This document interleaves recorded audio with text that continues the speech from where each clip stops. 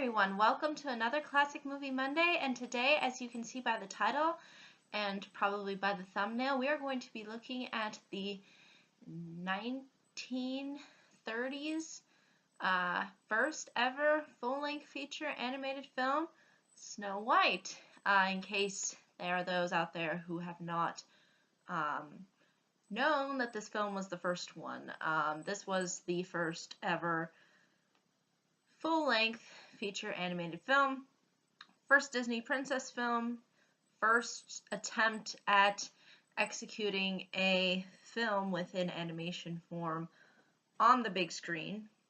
It was aired in theaters actually multiple times over the years, and it has somewhat become a household name. It has become a classic in that sense, and I still think that it holds up to this day. And now I'm going to explain a little bit of what I think personally about this film, as well as what I think was groundbreaking about it, and what I also feel holds up still today.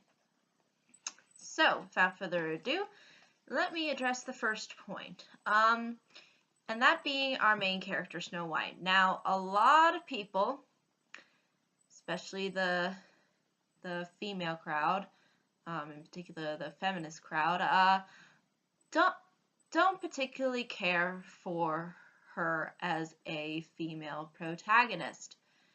And personally, I'm gonna say something shocking and probably controversial, but I like Snow White actually. She's actually one of my favorite princesses. Up there with the 90s Disney princesses. Why do I say that? Well, I think she displays some positive characteristics, and I think those positive characteristics don't really transcend that well, actually, into the 90s characters. Maybe Belle becomes sort of close to achieving that same kind of level as Snow White in regards to the characteristics, but personally, I feel that Snow White is still unique in her own respect. Is she a more traditional female character? Yes, but tradition I don't think necessarily means that that's a bad thing. Now, these are usually the complaints that I hear about her character. One, she's naive. And that's true. I'm not denying that she is naive. She is pretty naive throughout this film. She does make some errors, and she does make some slips and falls along the way, but at the same time I still feel that she holds a lot of positive characteristics. For example, kindness, patience, tolerance, optimism, I think is a very huge one. Also, some people like to complain that she only wants a prince, but there's a lot of other things that she talks about within her songs. There's one that's about optimism, with a smile and a song. There's also the song about her cleaning, and also, she does a little bit of singing during the Dwarfs number when they're all having fun together and being good friends. So, again, there is, I think, a little bit more variety with the songs as well as with her personality than the crowd. And I don't like using the term feminist so loosely, but I just noticed that it's usually this crowd that gets angry for some reason and likes to harp on certain maybe more traditional female traits and get mad at them. But that was a big complaint, was sort of her personality and the fact that she wanted a prince, which personally I don't think is a huge deal. I mean, some women want men in their life. I mean, why is that such a horrible, gross, disgusting thing? I really, it just boggles my mind. I don't understand why these women are so fixated on on this point. Like, if you don't want a man, fine, but don't get mad because somebody else does. I mean, it's like getting mad that Ariel wants to walk on land, and you're like, I hate land. Why does she want to go on land? Why can't she go back into the ocean? You know, it's that kind of, you know, knee-jerk reaction. And to me, it's not necessarily, I think, a bad thing. Now, obsession, yes, and going about a romantic relationship in the wrong way obviously is not good. And this in no way resembles, I think, real relationships in real life, but it is a fantasy. It is a fairy tale. A lot of them are written this way. A lot of the times, fantasy is more about emotion and not putting in logic. So I personally think that that's how, that's, again, the intentions of the film, the intentions of the story. So, again, even though it's not as realistic, just because she wants something that maybe somebody else doesn't want, doesn't make her, I think, a bad character. So, again, and I like the fact that she has flaws. I like the fact that she's a bit naive. I like the fact that she is not perfect. And, you know, just because she runs away doesn't mean she's a coward. It's just that she was in a very stressful circumstance, and a lot of people within those circumstances would run if there was a crazy forest chasing after you and someone was trying to kill you and you had no means of self-defense. Yes, you would run. That's what you do. It's a survival tactic. So that's another complaint too. Oh, she runs away. Okay. But she was running for her life. Okay, I don't know what there's to complain about there. Also, I like the fact too that, again, like these people, they complain about the romance aspect within the film, but that's not the center of this film. You know this, right? The center of this film is mostly Snow White being a mother to the dwarves, taking care of them and teaching them things, and she actually puts in some discipline. Like, she's not a pushover. Like, you will see this within the film. If you watch the movie, you will see this. You will see how she takes authority on the dwarves. She's not a complete pushover. She tells them, you need to wash your hands if you want to eat, before you eat. You know, she just doesn't let them have at it. You know, I mean, she stands up to them and, you know, tells them how to sort of improve themselves. You know, but at the same time, she's fairly kind and reasonable. But for some reason, they think, just because she somehow is put in, again, to that traditional gender role, that means that she's not a strong female, which I don't think is true at all. If you really look at the film, because she does provide some sense of heart and kindness, but at the same time, she does display a level of motherly discipline. So she is I think, well-rounded character in that sense. Is she as developed, and is she as focused on as some other Disney princess films that were to come out later? No. Does she have that same kind of spunky, you know, personality as some of the other princesses? No. But I think for what the first attempt at an animated film, for them to put this much effort, at least into the character, I think ultimately ends up working to its advantage. Is it perfect? Absolutely not. And are there improvements over the years? Yes, of course there are improvements over the years. But for a film that was made in the 1930s, people, I think this was a well-executed product and a good female character overall. Is she naive at points? Yes. Does she get saved by a prince at the end? Yes, but it's only one time, and even then, she met him before, so it was a little bit developed. It just wasn't explored. It wasn't the point of the film.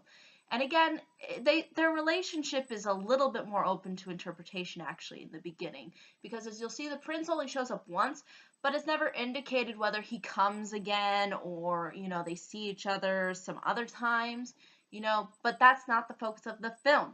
The focus of the film is her relationship with the dwarves, and people completely miss this. They completely miss this and go, "Oh my gosh, this romance is not developed." Yeah, it's not, because it wasn't the focus of the film, so sorry, but it's just I just don't see how these arguments hold up. So yes, is she perfect? Absolutely not. But I still think that she is one of the better Disney princesses, actually. I enjoy her for what she is. And I like her positive attributes that she has, and I like the fact that, she represents that figure fairly well. So again, I don't think she's a bad character, at least as bad of a character as people make her out to be. And also the dwarf characters are also another major focus of the film too. Again, because they're the ones that convey the most personality. Because Disney knew that they could try to make the dwarves distinguishable in that sense by giving them certain names, certain characteristics to associate with the names. So it was a brilliant idea, and I think it really worked in trying to convey that kind of a level of personality. Again, are they as in-depth as some Pixar character? No, but they work for what ultimately the film represents. And heck, I even like how Grumpy is almost given pretty much a third dimension, because at first he appears grumpy, but ultimately you do see that he has a sense of heart, but at the same time he doesn't show it until the ending of the film, which you will see. And you do feel the weight, though, when ultimately tragedy happens, because you see the characters having a good time, enjoying themselves together, really having moments, and that's what ultimately ends up working for this film, and then what ultimately carries the film. And again, people, it was about the dwarves and Snow White. The title wasn't Snow White and her prince, it was Snow White and the Seven Dwarfs. So, people seem to miss the most. They seem to miss what's staring at them right in the face, and I just kind of like to clear things up. So, yeah, I'm just saying. So this film is not only good in executing its characters for the first ever animated full-length feature film. The animation is, I think, even groundbreaking and holds up to this day. Is it perfect? Can you see that there's a little bit of problems that they might have had, because I remember at the end she only kissed 6 dwarves and there were 7. Ooh, that was a big animation slip up. But beyond that, beyond these little tiny details that could have ultimately been tweaked and then would have been fine,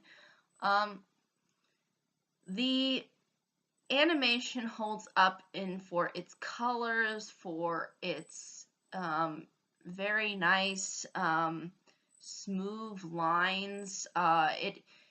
It really feels like you're entering into a fairy tale with this animation. I think this animation really stands out. It has that certain pop to it, and I think it conveys sort of what it was trying to convey fairly well, like with a forest and a nice little cottage, and then a big castle, and the whole queen transformation I think is just unbelievable. Like that scene just blows my mind. Um, and again, even though the villain isn't executed all that well, as far as from a development standpoint, you see it within the animation just how menacing and threatening she is. So, on a visual level, she works, I think, fairly well, and I think that's all she was intended to be. She was more of a mysterious villain. She wasn't one of those out there villains who had a lot of depth. So I think that ultimately actually works to the film's advantage because again they tried to create a sense of mystery to her, especially in the beginning when she like folds up the covers, is trying to kind of hide herself away. You don't really get the sense of her real uh true motivations, but at the same time you do feel her anger and frustration, especially when you see the fact that she doesn't even smile throughout the entire thing. So again, animation just well done. It flows. It has a good. I just miss that kind of style of animation, and it baffles me how I feel how real it feels to me. Compared to something like Frozen that's just so plasticky looking and so artificial, and seeing something like this that's just very just nice and clean and doesn't try to fill you with computerness. I think it just works for me a lot better than the CGI. But I do understand why Disney did it. They had to. They had no choice. The market spoke, and the market favor was ultimately against me too, in saying, "Heck, time to switch to CGI." So again, it just has this very it's just very artistic. It has a nice design to it, and it really flows well through the characters' expressions and through their movements. Um, Also, the songs are fairly memorable. I mean, I don't think anybody does not remember Hi Ho. Even though, again, lyrics are pretty simple and standard, you still have that kind of catchy, memorable tune, and it sort of, again, it doesn't try to be too deep or too complex, but at the same time, it gives you an idea um, of what the dwarves were doing at a particular point in time. Um, the With a Smile and a song is also, I think, very nice and flows well. And I like how there's a lot of sort of intensity with the film because you go from this extremely crazy darkness and then off to this very pleasantness. It just ultimately works, I think, as far as with the execution of the songs. There's a lot of beauty to the instrumentals as well. If you listen to the instrumentals, the choirs too. This is back when Disney was using choirs, like, and I don't mean just the hey ya ha ya hey ya ha in the background, but I mean like actual choirs, like they were singing the lyrics of the songs. So yeah, it does bring in that beautiful choir that they do end up using Pinocchio and the other films that came afterwards. But yes, ultimately, I think the songs still hold up and they're still memorable even to this day. Um, Now, again, like I've said before, this is a pretty simple story. There's not a whole lot to this story. It's not complex. It's not. It's not bringing up any deep ideas, but despite that, it executes, I think, all of the elements fairly well. The animation is stellar, the characters are memorable and likable, the story has a lot of emotion, and that's the key with this film. And this is what the Nostalgia Critic brought up, and I'll bring it up again. Emotion. Okay, emotion. This is what this film is built on. It's not built on logic. It's not built on some philosophical, you know, complex thought that somehow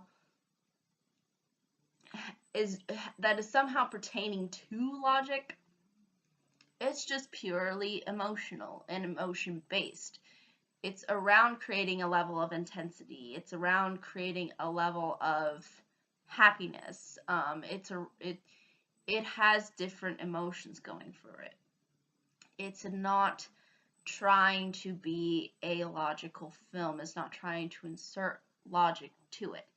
But what it's trying to do is trying to bring out those feels, the emotional side to our human nature. And also, despite its simplicity, I think there was a lot of effort and thought put into this film.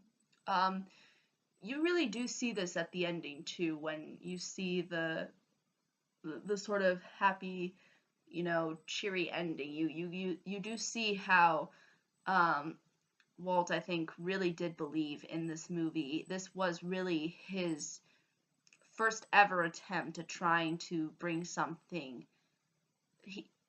trying to bring art onto the screen. It was his. He was literally building a legacy, and it really started with this film. And you really do feel that, especially when I watched it at the end. Even to this day, I still see, when I see that castle in the sky, I don't even see the characters. I just see the feeling that he was trying to create. He was trying to create a happy world, and by giving us these beautiful works of art, that's his legacy. And he wanted to bring in that joy and that light and that happiness and that sense of hope to the world. And you really do see it when you watch the ending of this movie. If you really look at it through that perspective, I think there is a lot of enjoyment and a lot of emotion involved in it, and a lot of effort too. You can tell by just the way the characters are drawn, by the way the way the intensity, by the way the film moves. You can just feel the weight that this film has. And I think that's really what Walt felt when he was making this film, with all of these other wonderful people who were behind making this first ever full-length feature animated film. That's what ultimately their goal was. So yes, is it not as updated as something like Frozen? No, it's not updated. It's not anything that resembles Frozen at all. And again, a lot of the more traditional Disney films, again, the ones that were in like the 30s, 40s, and 50s, mostly 40s and 50s, because again, I believe Snow White was made in like 37, and then Pinocchio was 1940. So yeah, mostly 40s and 50s, but again, we'll count 30s too. They were focused a lot more on different kinds of they just focused on different elements within Disney filmmaking. You could see that the filmmaking within the 1940s, 50s, and you could argue too maybe a little bit of 60s, was way different than the way animated films were executed in the 90s and then in the 2000s and later on. So again, there's a lot of different ideas. It doesn't mean that the old ideas were bad ideas. There was a lot of good ideas, and I think a lot of heart that was put into a film like Snow White and all of these other films that came out during this time, like Bambi and Pinocchio and Dumbo. There was a lot of energy and time that I could really see that was really put into making films. And I think you see that actually a lot less with animated films, especially nowadays. I'm not saying all, but I'm saying, again, like with animated films, they're a lot easier to make now. Similar to other films that are coming out that are within the live action category.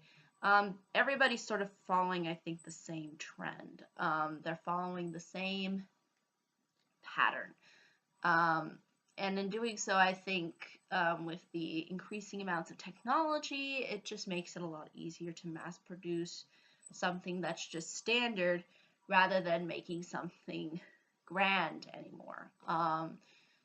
And I understand that. I mean, it's just a different time, and different times change, and I'm not against change at all. It's just I feel like that um, there's a certain heart that these kinds of animated films, like Snow White, had, that I don't think you can replace with any other era or decade. It was a unique time and a unique film to have. Is it perfect? No, and I'm not saying that it's free from faults. Yeah, there are a little bit of things within the animation that could have been fixed.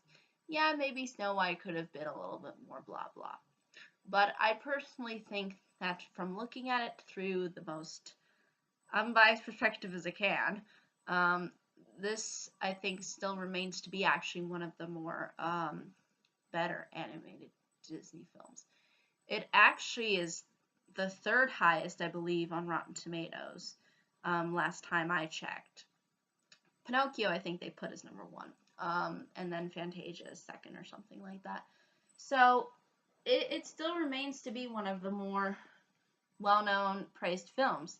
Some people might be angry at the whole princess thing, but like I said before, um, I think that there should be a looking into the positives and not necessarily the negatives that are just conjured up from the mind, as opposed to looking at the logic uh, in regards to what's actually in the film, as opposed to ideas that somehow mean something.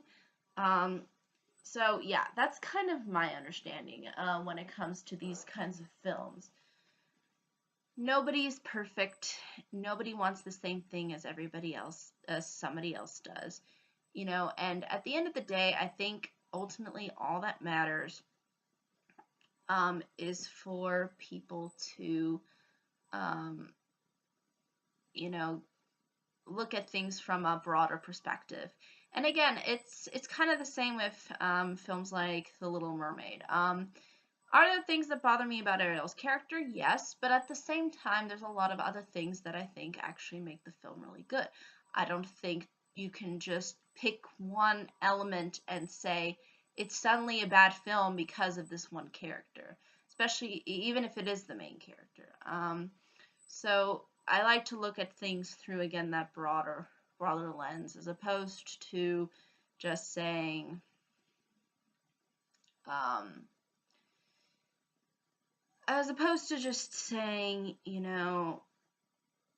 that aspect is bad, therefore whole film falls apart. So that's just my understanding.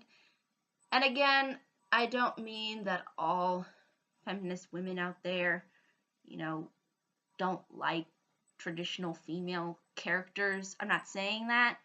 But what I am saying is that the growing trend of women who don't like these traditional female characters, I'm just saying the general consensus is that they're part of this kind of feminist movement. And I've seen this constantly on university campus, like these women like saying, the princess saves herself. And to me, I almost want to say the princess doesn't care who saves her at the end of the day. I mean, I personally don't care. If a man helps me, great. Like, that means that I got helped. If I get saved, if I manage to happen to save myself, great for me. But we all need help sometimes. I mean, You know, I just don't get it. I'm sorry, I just don't get it. So yeah, that's just kind of my understanding when it comes to these kinds of things. I don't like to read it through this uh, very pro-women stance. I like to look at things through a human stance. And I don't like to, you know, I don't know. I just think there's just I just think that there's just a lot of unnecessary complaining for the sake of complaining, as opposed to actually looking at things through an open-minded lens. So yeah, I think that's really ultimately all I can say.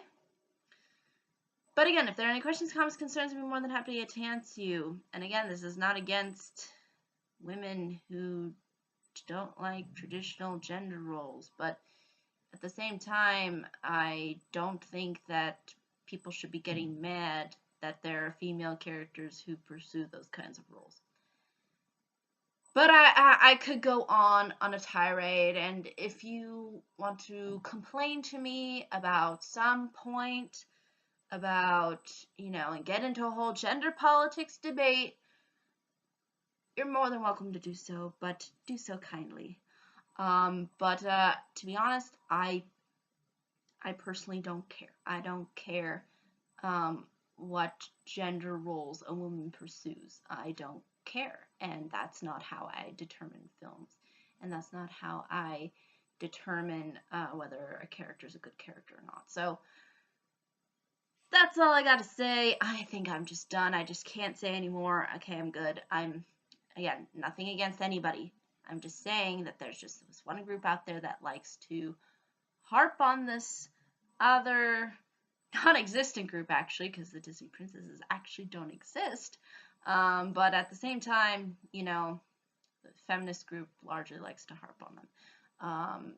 And I'm just responding to them and saying, hey, I don't think what you're saying is right. But that's just my opinion. Just my opinion. All right. I think that's all I can say. Thank you so much for watching. Hope you all have a pleasant day, week, month, and year. And bye-bye.